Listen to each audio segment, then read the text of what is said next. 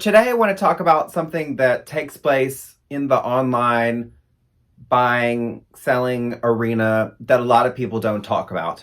It is kind of a switcheroo, scammery kind of thing.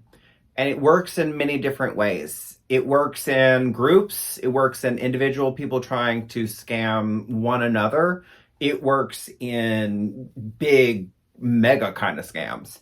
I've seen it in different arenas, live sales. I've also seen it taking place in just regular standard buying, going in a, perhaps maybe eBay or Mercari or something like that, and looking up an item and finding an item. And what you do is, and what I've seen is that people will find an item that they've had before. So, for instance, maybe this Target sweater that I've had for 2 years. Maybe I really like this sweater. I can't find any of them in my size for sale. But I already have a sweater. It either doesn't fit me and maybe it has a stain on it. Maybe I spilled coffee all over it. For instance, again, all this is for instance. I'm going to find this item. I'm going to go try to look for it online. I'm going to, maybe screenshot it with Google Lens. Or maybe I'm going to try to find it some way to be able to search for it. I find it. I find one like it. And then I buy it on Poshmark, eBay, Mercari, any place, maybe Vinted. I buy it, and then I get it, and then I receive it, open it up, and I immediately open up a case because I want to take your item and exchange it for my used item that has a stain on it. And so what are you immediately going to do? You're going to take a picture of the stain, report that as the reason why you want to return, and then you get the return, and then you'll be able to send it back. That is one scam that can take place on luxury items, any kind of fashion stuff, any kind of electronics, any kind of housewares, anything you've got in your house specifically that is pre-owned and is not like super duper unique, leaves a window for someone to have bad intentions of buying your stuff and then getting or exchanging what they've got for it. In turn, you are stuck with defending a return case from eBay, Poshmark, Mercari, or whatever, Vinted, I said. And I don't know about you, but defending a return is not as easy as it used to be, and it's never been easy. And there is always a way that a buyer has a way to fish their way into a return. Sometimes it's people using smell as an issue. Maybe there's a stain, or maybe the bag or the item doesn't function properly. And sometimes it's just user issues. I can't tell you how many times I've had someone open up a return because they didn't know how to operate the item. The last item I can remember that was opened up, it was an opened up case on TikTok. And it was the young lady that didn't know how to open the bracelet. And she said, oh, it's a child's bracelet. It's broken. It doesn't open. I can't use it. But yet in the photos, it specifically was open and modeled and everything. Well, she couldn't figure out how to open it. And so I had to specifically explain to her in the nicest way I could, thank God for ChatGPT, the nicest way I could, how to get the bracelet off of her wrist so that she could use it. And once she figured out that she didn't know how to use it and that it was fully functional, that she closed the return case.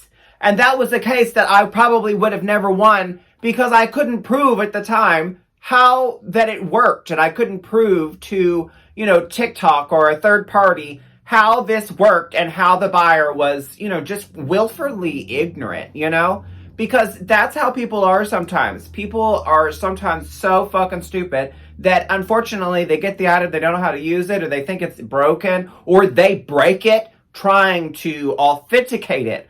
That's another thing. I've had people rip pockets, break an item trying to authenticate it, trying to take a picture of something. They've got little fat ass sausage fingers in there, in a really tight spot, trying to take a picture of an item. And a lot of authenticators will continue encouraging to try to get a better picture. Try to get a better picture.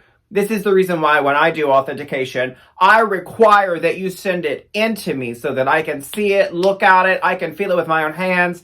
It's much easier to authenticate a bag that's in your hands than it is to ask for a million fucking questions to a, a bag owner or someone that's hypothetically wanting to authenticate a bag. Speaking of which, this is where I get to tell you that I authenticate bags. I've been authenticating bags for the last 6 years or so at a professional level. 16 different brands. My specialty as far as years goes is from about 1960s to about 2019. And that's where I like to sell. That's where I like to buy my items. That's also the items that I like to collect. So those are the specific eras. And then there's specific niches or niches in each one of those bags that's like an iconic bag, such as the Lady Dior or the saddle bag, or maybe the Fendi classic baguette with Fendi, or Louis Vuitton, it's Speedies, right? So there are certain models with each brand that is really easy for me to authenticate. This is the reason why I want to see it. I want to touch it. I'll give you a little bit of advice how to take care of it, what it's worth, and the condition grade and all that thing. Again, it's a mail-in service. So if you're interested in that, send me a comment down below, or you can look me up on my website, which is at elliotsluxury.com, and chat with me there. So that being said, we've got that out of the way. Let's go back to people's intentions of buying to return your stuff with a broken item or the item that they already have. Then let's add on a different scenario. Perhaps maybe you have a real luxury authentic bag, right?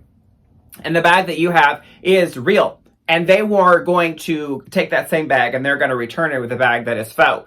There are plenty of bags, specifically bags that are new to about 5 years old, where you can get fake ones overseas or even have them made overseas and of the bag in the same kind of bag that you want. And the longer it sits online, maybe you have somebody make that bag or make one that's like that bag. You're going to buy the real one on an Express or a MasterCard. Again, this is what people do, with the intentions to buy a real item to exchange it for a faux item, a fake item. And the newer the item, I don't know about you, but the newer the item, the construction and the quality has gone downhill. And so here we are. We've got people over here talking about, oh, well, they're all made in the same factory. They're all made in the same manufacturer. So who's going to know, right? So this is what people are doing with the intentions of taking your real item and then exchanging it with their fake item and keeping your real item and selling it on the street or selling it on another marketplace. And they've returned to you their faux item. And the problem is that the new items, some of them, are made so shittily that immediately someone can't tell that you exchanged an item that may be real or may be custom. That's another thing. Let's talk about each platform and their return kind of, I guess, scenarios.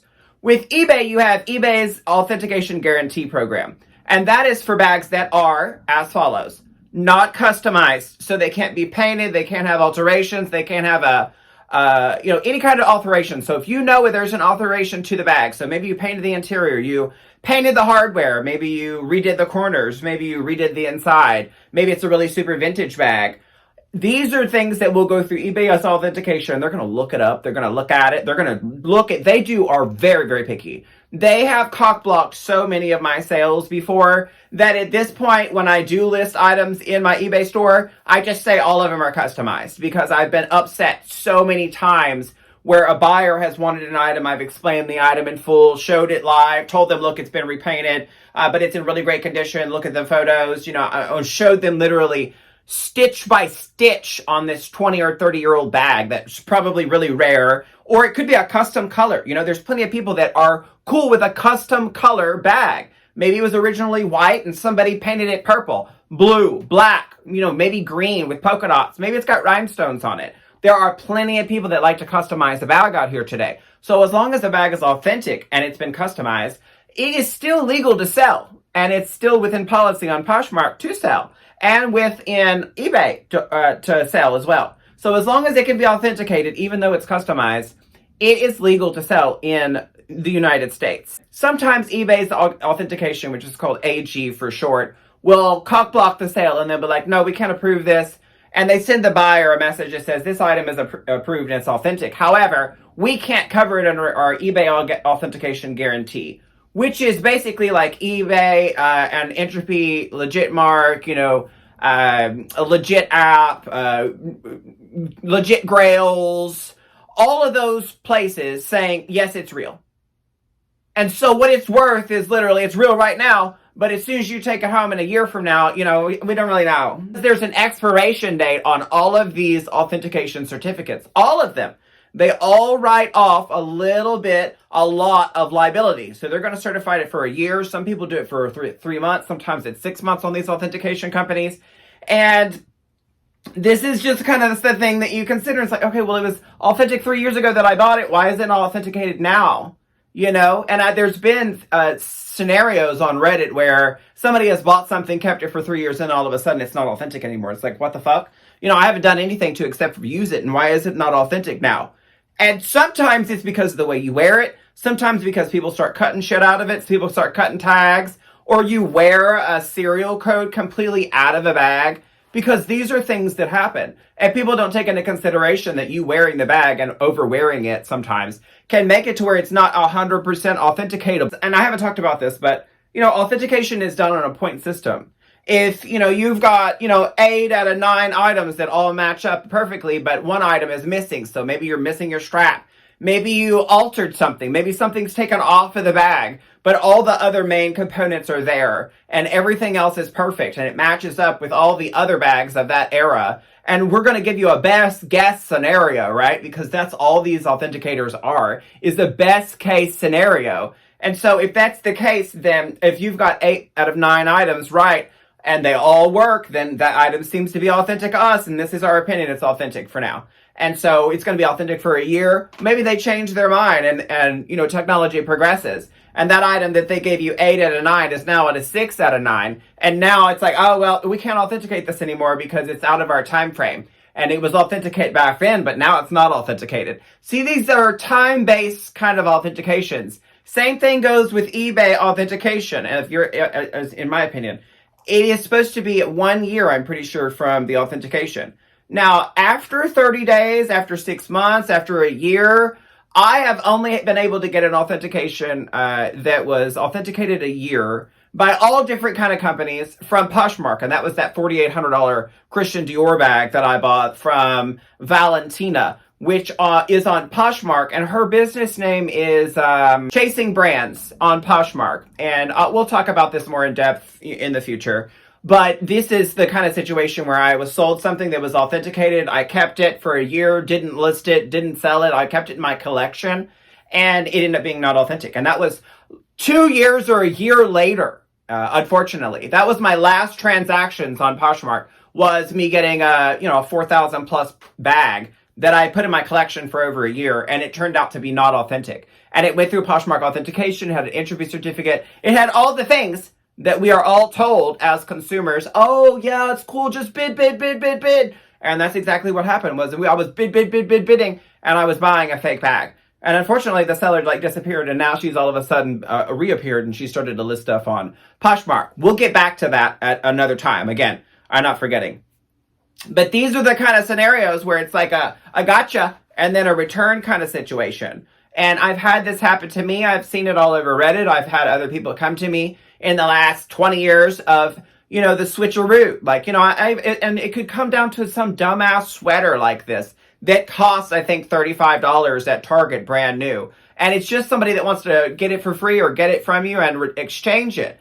So it's no different than the people that are, filling up the Tide boxes at Walmart, and you've got the liquids, 2 bottles next to each other, and they don't think the bottle's filled, so they're not getting all of the capacity when there's a certain amount of ounces on those bottles. It's the same kind of thievery, but it's done to people that are you and me. Small little businesses, people that are trying to make ends meet.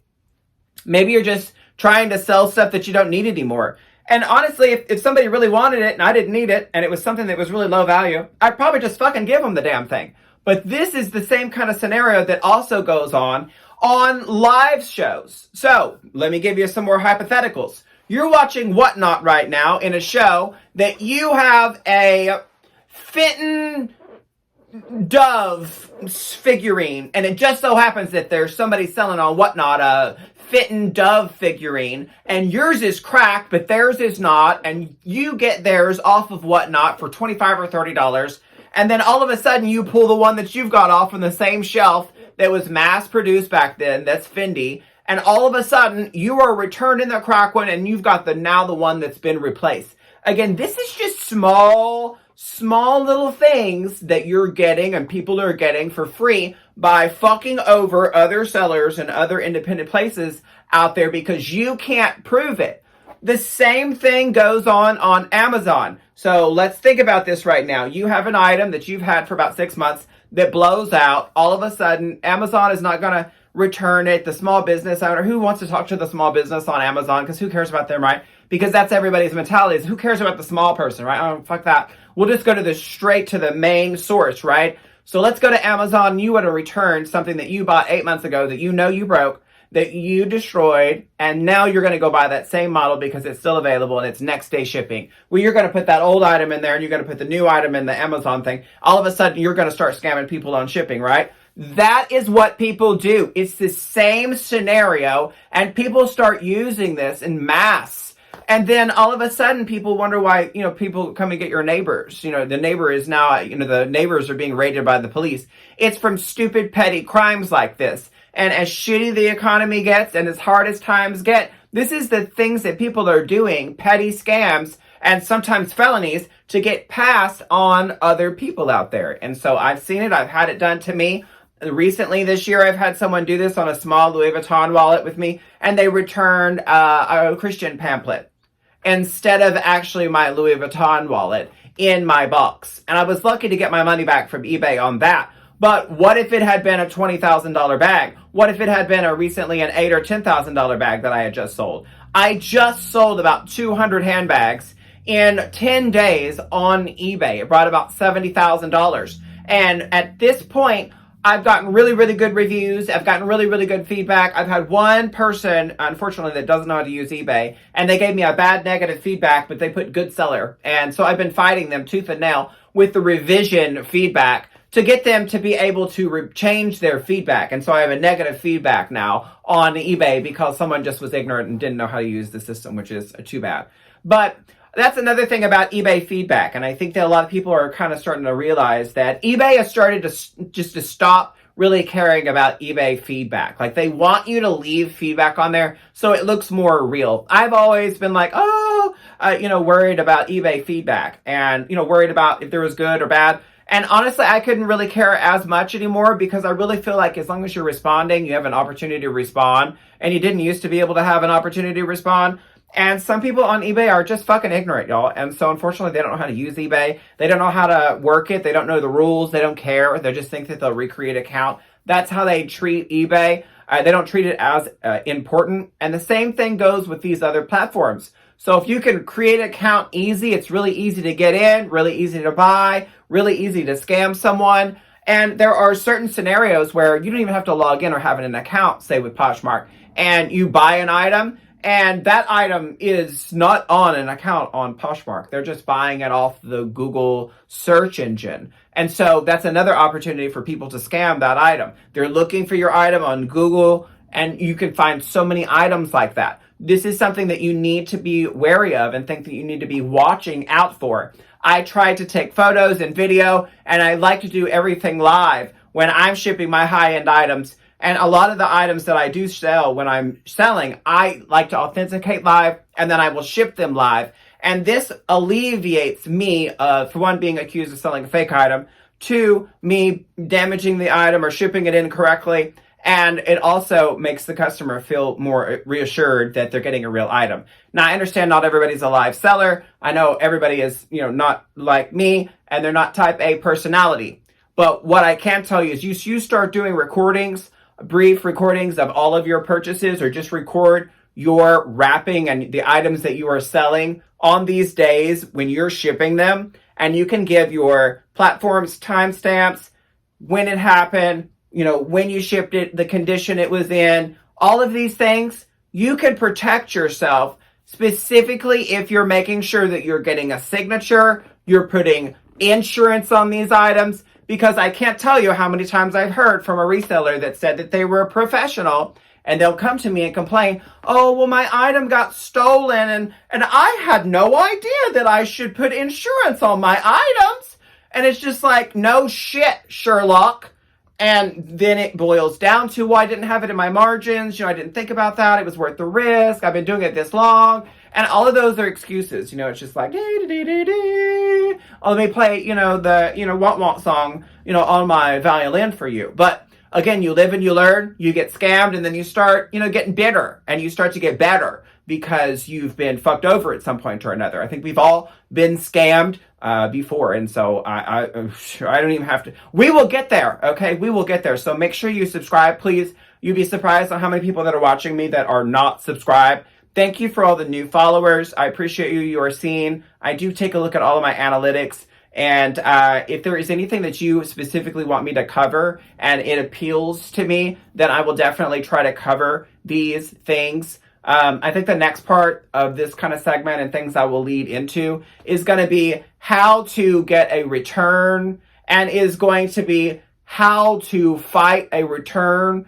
and how to get a return if you are a buyer and you've been ripped off. Vice versa as a seller. I have had numerous experiential. I have a very unique situation and skill set with all of these kind of situations with high-end returns and just returns over the last 20 years of doing this and selling online, selling in person, all of this. So if you're interested, make sure you tune in. I'll talk to you soon.